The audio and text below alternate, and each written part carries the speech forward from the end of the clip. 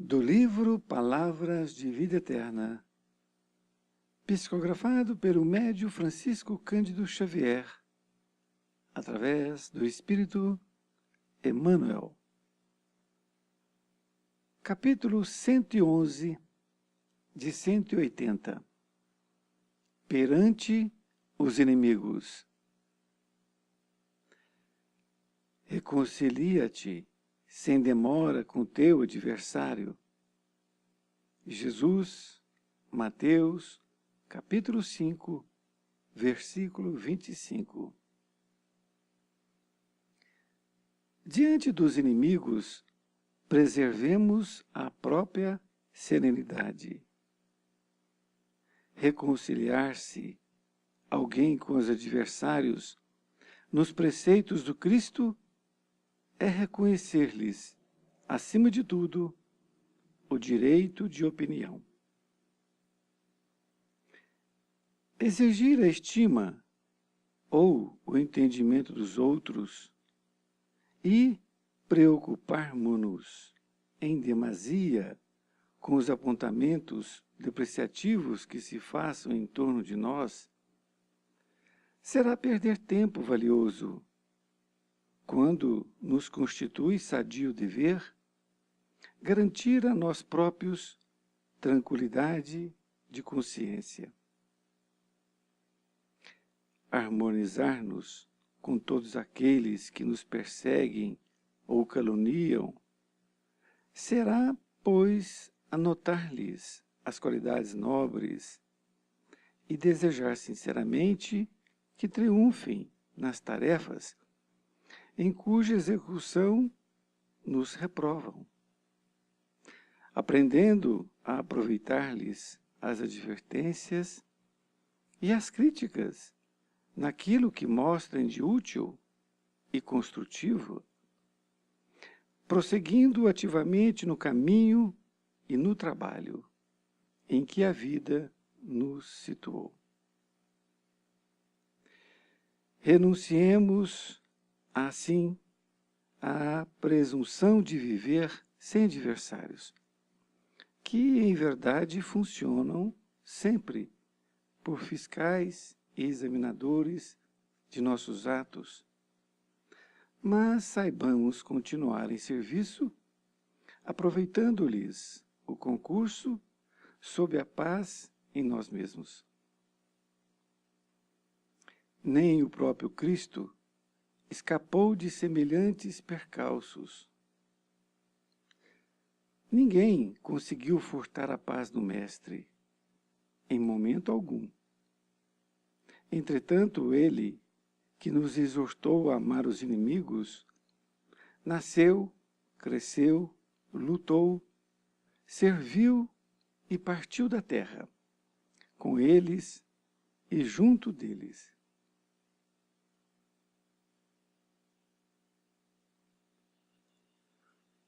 Querido amigo, querida amiga, estamos aqui diante da lição 111, uma lição que nós devemos estudar, pensar todos os dias, porque ela tem muito a ver com nossos relacionamentos interpessoais. E nós sofremos muito por conta disto. Vejamos a visão deste mentor Emmanuel a respeito dos inimigos ou adversários. Emmanuel coloca o título de Perante os Inimigos. E ele utiliza a passagem que foi anotada pelo apóstolo Mateus, no capítulo 5, versículo 25, quando Jesus disse: reconcilia-te sem demora com o teu adversário. Vejam que Mateus usou o termo adversário e Emmanuel utilizou o termo inimigos. São sinônimos? São sinônimos. Mas muitas vezes nós temos na nossa cabeça de que adversário é aquela pessoa que não tem os nossos mesmos pensamentos que nós, não gostam de nós, e inimigos, nós temos aquela pessoa que está no mais alto grau deste sentimento, ou seja, é aquela criatura que não pode nos ver, aquela que nos persegue. Mas seja uma coisa, seja outra, ou seja, que este nível de negativismo do pensamento, seja pouco ou seja muito, não importa que seja inimigo ou seja adversário. O que importa é o que nós vamos fazer com isto. E é exatamente o que Emmanuel vai nos recomendar. Vamos aqui estudar parágrafo por parágrafo. Então, o título é Perante os Inimigos. Ele utiliza a passagem de Jesus que diz que nós temos que nos reconciliar sem demora com o nosso adversário. Ou seja, quanto mais rápido, melhor. Já temos aí uma ideia, porque Jesus disse isso. Porque uma vez que você percebeu alguma coisa no outro, vendo que o outro não gosta de você por algum motivo, que você possa cortar esse vínculo negativo dele para com você. Primeiro, tentando mostrar para ele que você não é inimigo dele. Esse é o primeiro passo, não é? Que você não está dando ali vazão àquele sentimento dele. Segundo, que você possa tomar essas providências aqui, caso já tenha ocorrido. Então vamos. Emmanuel nos diz, diante dos inimigos, preservemos a própria serenidade. Então, que nós, diante dos inimigos, que nós tenhamos essa serenidade, ou seja, sejamos serenos diante deles. Sereno significa no sentido de nós não mostrarmos nenhum sentimento negativo para com eles, nenhum sentimento de contrário às suas opiniões. No outro parágrafo, ele diz, reconciliar-se alguém com os adversários nos preceitos do Cristo é reconhecer-lhes, acima de tudo, o direito de opinião. Então, Emmanuel nos diz aqui que reconciliar, ou seja, manter um clima de amizade entre duas pessoas, nos preceitos do Cristo, ou seja, nos ensinamentos do Cristo, é reconhecer-lhes, acima de tudo, o direito de opinião. Em outras palavras, nós temos que reconhecer, dar o direito de opinião do outro, mesmo que nós não vamos aderir àquela opinião, mesmo que nós temos uma opinião completamente diferente. Mas cada um tem o direito de ter a sua própria opinião. Isto, se nós percebermos esse parágrafo, nós vamos deixar de ter muitos problemas, porque muitos inimigos, assim chamados, eles são conquistados quando nós divergimos de opinião com ele. E aí nós vamos tentar colocar a nossa opinião, como se ele fosse abdicar-se da sua opinião para aceitar a nossa. Nunca, jamais. O orgulho ainda presente na nossa sociedade não permite tal coisa. Então, por isto que diz um velho ditado, que em uma discussão ninguém ganha. Porque todos os dois vão sair com as suas próprias opiniões e arrumar justificativas para elas. No outro parágrafo, diz assim, exigir a estima ou o entendimento dos outros e preocuparmos-nos em demasia com os apontamentos depreciativos que se façam em torno de nós, será perder tempo valioso, quando nos constitui sadio dever garantir a nós próprios tranquilidade de consciência. Olha que interessante. Exigir a estima ou o entendimento dos outros é preocuparmos-nos em demasia com os apontamentos depreciativos que se façam em torno de nós. Então ele está fazendo uma afirmação, que nós não devemos exigir estima. Nós não temos que exigir estima. Fulano é meu amigo, ele tem que manter a estima para comigo perante uma opinião contrária. Não, não tem que exigir estima dele. O entendimento, muito menos. Também não temos que exigir entendimento. Por quê? Porque ele tem a sua posição. E ele não vai aceitar, assim como você também, não é? Muitas vezes também não aceita a opinião do outro. Então, esse conflito de opinião e também essa querer a estima do outro é preocupar demais, que nós temos que largar disto. Ele diz, será perder tempo valioso. Então, nós vamos perder tempo com isto, em querer que ele nos entenda e muito menos se nós exigirmos que ele mantenha a estima para conosco. Então, será perder tempo valioso. Quando nos constitui sadio dever, garantir a nós próprios tranquilidade de consciência. Então, o que é importante é que nós possamos garantir a nossa tranquilidade de consciência. A tranquilidade de consciência significa dizer que você tem a sua opinião e o outro tem a dele. Isso que você tem que entender. Respeitar a opinião dele.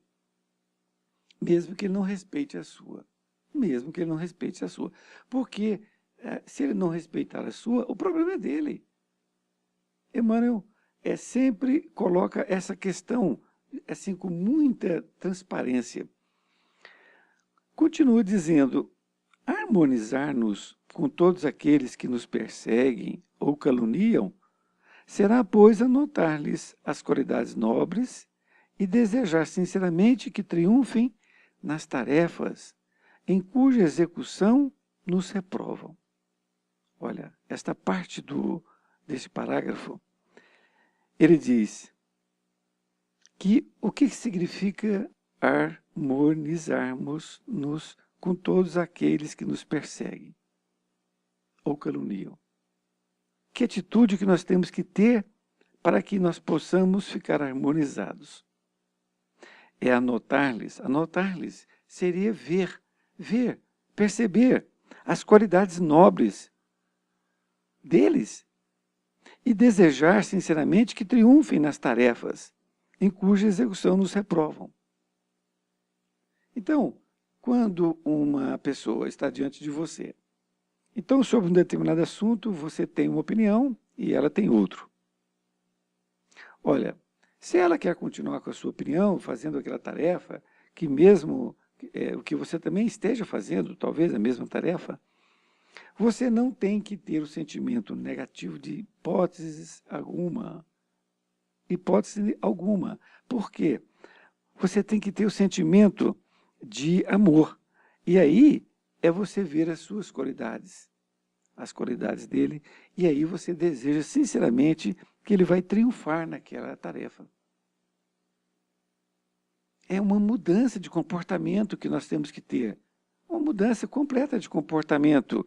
Ao invés de nós vibrarmos negativamente para ele e ficar pensando que ele vai se dar mal naquilo que ele está pensando, em outras tarefas também, nada disto, porque isto você está gerando coisas negativas para você.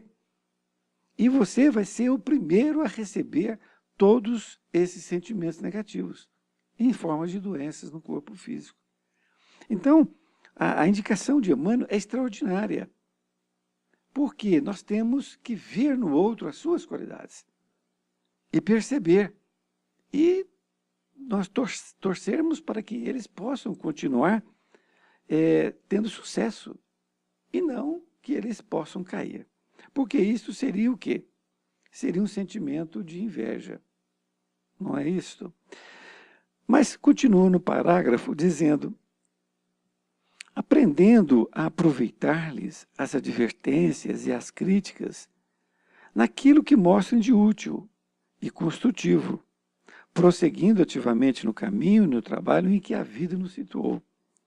Então, nós vamos aprender e aproveitar as advertências. Advertências seria o seguinte: nós analisarmos a opinião deles. Analisando a opinião deles, nós vamos perceber que nós podemos melhorar a nossa. Que talvez em alguns pontos as opiniões deles estejam corretas e a nossa não. E aí nós aproveitamos, é o que ele diz aqui. Essas críticas podem se mostrar úteis para que nós possamos corrigir o nosso modo de ver. Porque nós não somos perfeitos. Portanto, nós não temos ideias perfeitas, irretocáveis. Não é assim? Continua dizendo: renunciemos, assim, à presunção de viver sem adversários. Então, ele está afirmando que nós devemos renunciar. Isto é, nós temos que ter a consciência que nós viveremos sempre com os adversários. Sempre teremos. Que, em verdade, funcionam sempre por fiscais e examinadores de nossos atos. Então, eles sempre estão sendo fiscais e examinadores dos nossos atos. Isto é, sempre nós teremos pessoas nos fiscalizando. Mesmo que nós estejamos há muitos e muitos anos provando que somos honestos, por exemplo. Pronto, isso já é uma questão de ter uma opinião diferente. Porque o outro que não é, ele vai começar o quê? A ficar te fiscalizando. Aquele dia que você não for honesto, ele vai te crucificar. É assim. Então, eles são fiscais e examinadores. E isso, de uma forma, é bom.